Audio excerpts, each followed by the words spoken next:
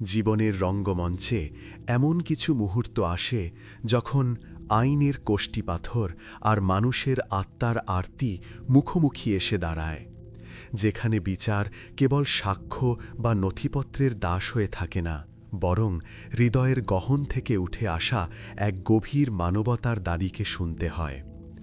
আজকের এই কাহিনী ঠিক তেমনই এক অগ্নিপরীক্ষার, যেখানে কলকাতা উচ্চ আদালতের বিশাল হলঘরে এক গরিব মায়ের উপর নেমে আসে চুরির মিথ্যা কলঙ্ক।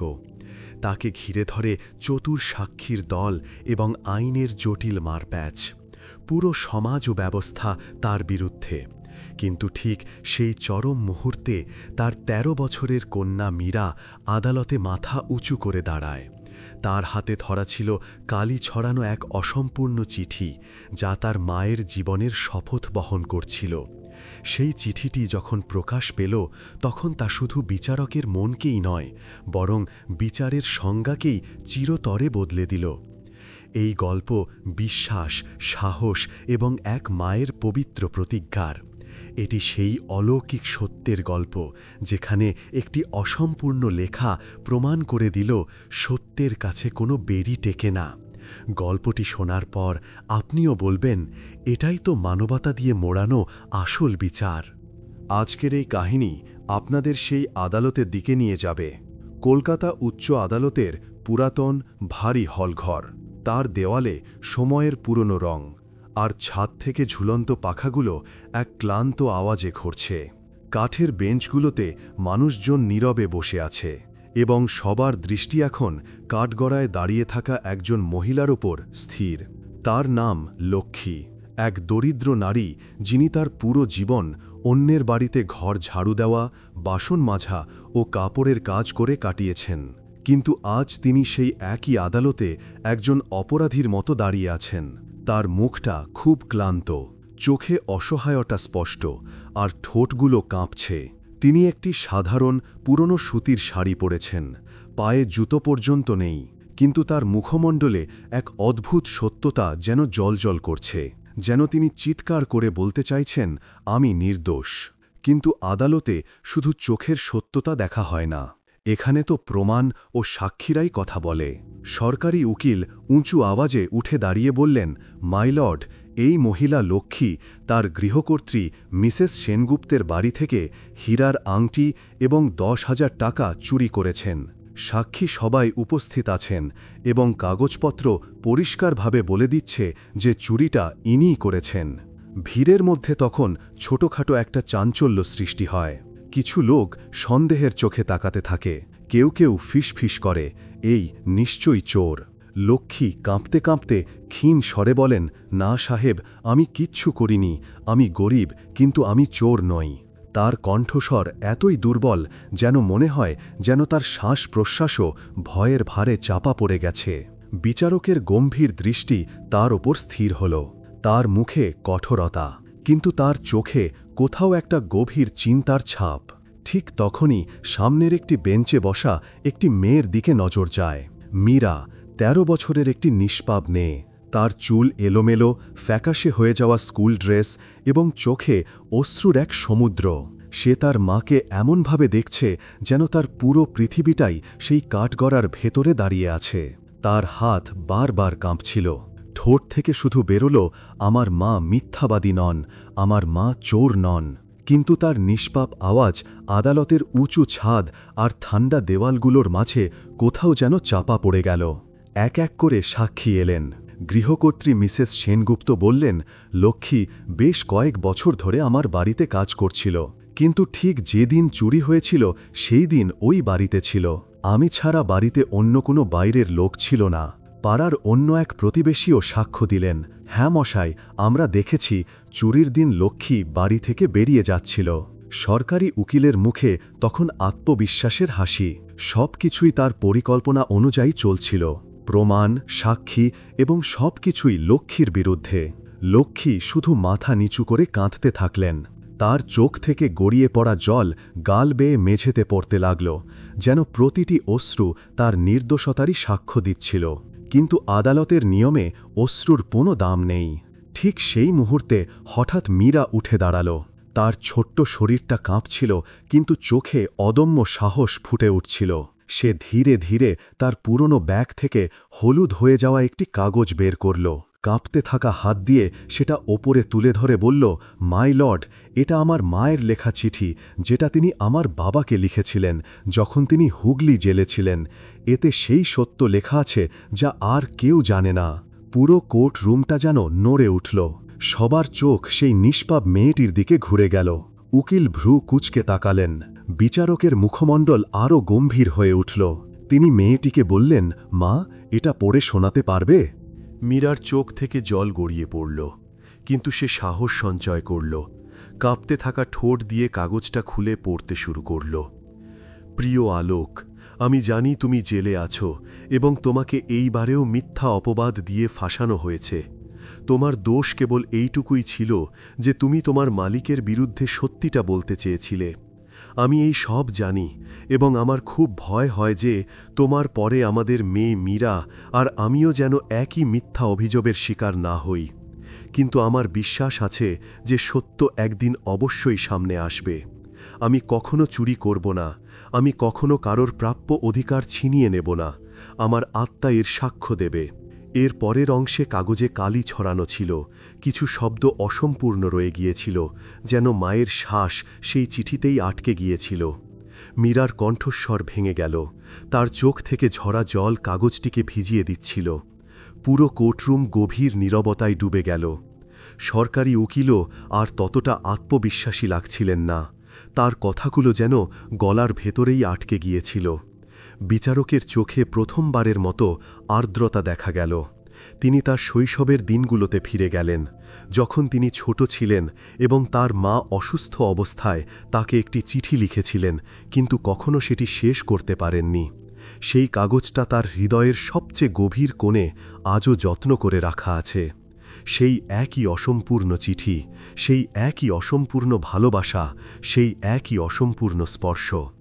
আজ এই মেয়েটির কণ্ঠস্বর সব কিছুকে আবার যেন জাগিয়ে তুলল।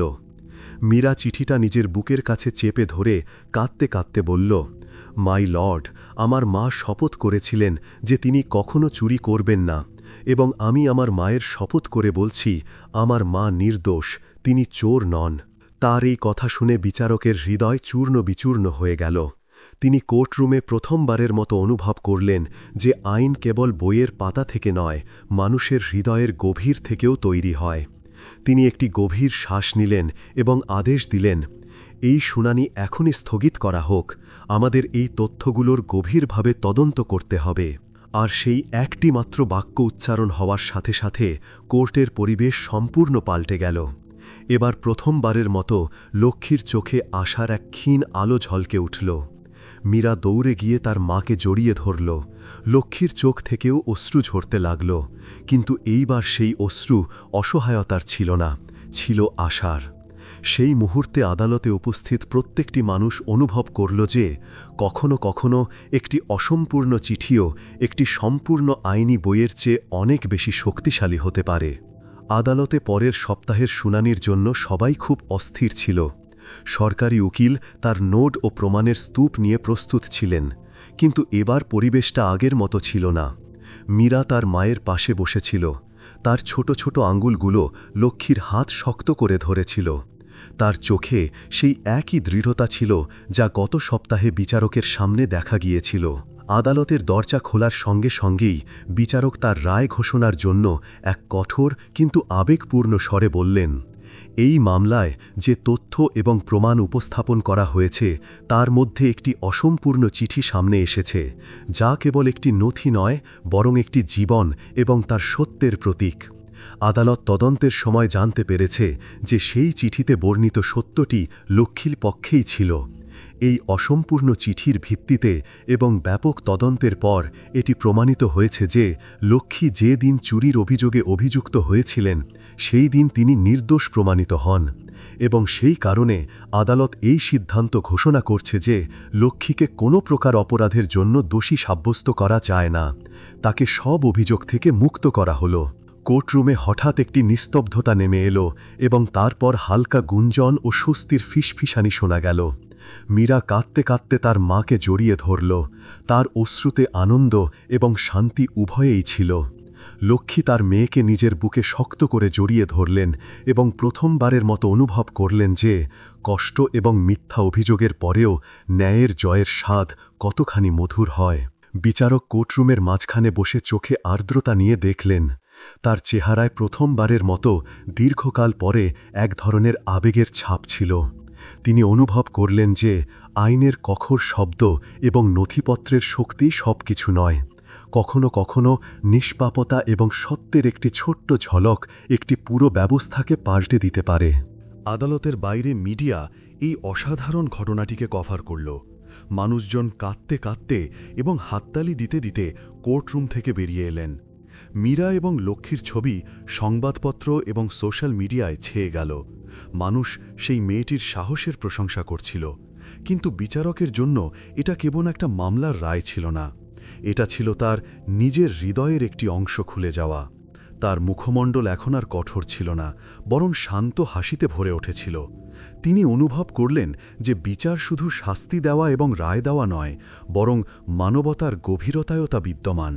মীরার সাহস বিচারকের হৃদয়েও এক আশার আলো জাগিয়েছিল, যা তার কঠোর আত্মাকে গলিয়ে দিয়েছিল। আদালতের বাইরে মানুষজন লক্ষ্মীকে অভিনন্দন জানাচ্ছিল। তার গল্প সারা দেশে আলোচনার বিষয় হয়ে উঠল। কিন্তু সবচেয়ে গুরুত্বপূর্ণ পরিবর্তনটা ঘটেছিল বিচারকের ভেতরে। তিনি অনুভব করলেন যে জীবনে কখনো কখনো অলৌকিক ঘটনা সেই সব জায়গায় ঘটে যেখানে আমরা আশা প্রায় ছেড়েই দিয়েছি। সেই বিচারক এখন প্রতিটি মামলায় কেবল আইনের কঠোর নিয়মাবলীর আড়ালে লুকিয়ে থাকবেন না, বরং মানবতা এবং আবেগেরও পরীক্ষা করবেন। মীরা তার মাকে বলল, মা, আমরা জিতেছি, এখন আমাদের জীবন আবার সুখে ভরে উঠবে। আর লক্ষ্মী তার মেয়েকে বুকে জড়িয়ে ধরে বললেন, বেটি, তুমি ছাড়া আমি কিছুই করতে পারতাম না, তুমি আমাদের জীবন বদলে দিয়েছ। এই ঘটনার পরে বিচারক কোর্টরুমের জানালা দিয়ে বাইরে উঁকি মেরে অনুভব করলেন যে আকাশও যেন আশার মতো পরিষ্কার এবং খোলা। তিনি তার হুইলচেয়ার থেকে উঠে ব্যাসাখির লাঠির সাহায্যে পা বাড়ালেন। প্রতিটি পদক্ষেপের সাথে তার বিশ্বাস আরও শক্তিশালী হল যে বিচার কেবল শাস্তি দেওয়ার নাম নয়, বরং সঠিক ও ভুলের মধ্যেকার পার্থক্য চিনতে পারাটাও। কয়েক মাস পরে লক্ষ্মী আবার তার পুরনো কাজে ফিরে গেলেন। তার চারপাশের পরিবেশ বদলে গিয়েছিল, মানুষজন তাকে সম্মান করতে লাগল। মীরাও পড়াশোনায় মন দিল এবং বিচারক ব্যক্তিগতভাবে তার শিক্ষার খরচ বহন করার সিদ্ধান্ত নিলেন, যাতে এই মেয়েটি ভবিষ্যতে আইনের জগতে এক নতুন আলো হয়ে উঠতে পারে। তার সাহস এবং সত্যের গল্প যেন আগামী প্রজন্মকে অনুপ্রাণিত করে। এই ঘটনাটি কোর্টের কর্মচারী, উকিল এবং সাধারণ মানুষের হৃদয়ে এই বার্তা ছেড়ে গেল যে কখনো নিষ্পাপতা এবং সত্যের সাহসকে হালকা করে দেখবেন না, কারণ একটি অসম্পূর্ণ চিঠি, এক মেয়ের সাহস এবং এক মায়ের সত্যতা পুরো ব্যবস্থাকে বদলে দিতে পারে। ন্যায় কেবল আইনের পাতায় লেখা থাকে না, বরং মানুষের হৃদয়ে অনুভব করা হয়। মীরার নিষ্পাপ চোখে বিশ্বাস, মায়ের হৃদয় শান্তি এবং বিচারকের মুখে প্রথমবারের মতো হাসি, এই তিনটি মিলে দেখায় যে সত্য এবং আশার শক্তি সব বাধাকে অতিক্রম করতে পারে। আর সেই কারণে আজ লক্ষ্মী এবং তার মেয়ের গল্প সবার হৃদয়ে গেঁথে আছে এবং বিচারক তার জীবনে অনুভব করেছেন যে কখনো মানবতার পথ ছাড়া উচিত নয়, কারণ এই পথই আমাদের সত্য, ভালোবাসা এবং আশার জগতের দিকে নিয়ে যায়। কোর্টরুমের কাজ শেষ হতেই মীরা এবং তার মা বাইরে এলেন। বিচারক তাদের দেখে বললেন, বেটি, তোমার সাহস শুধু তোমার মাকেই বাঁচায়নি, আমার হৃদয় ও জীবনেও নতুন আলো দিয়েছে। তোমাকে ভবিষ্যতে এগিয়ে যেতে দেখা আমার জন্য গর্বের বিষয় হবে। এই গল্পের বার্তাটি অত্যন্ত পরিষ্কার ছিল। কখনো আশার আঁচল ছাড়বেন না, কখনো নিষ্পাপতা এবং সত্যের শক্তিকে ছোট করে দেখবেন না, এবং কখনো ন্যায় ও মানবতার মধ্যেকার দূরত্বকে ভুলে যাবেন না, কারণ আসল অলৌকিক ঘটনা সেখানেই ঘটে যেখানে আমরা তাদের সবচেয়ে কম আশা করি।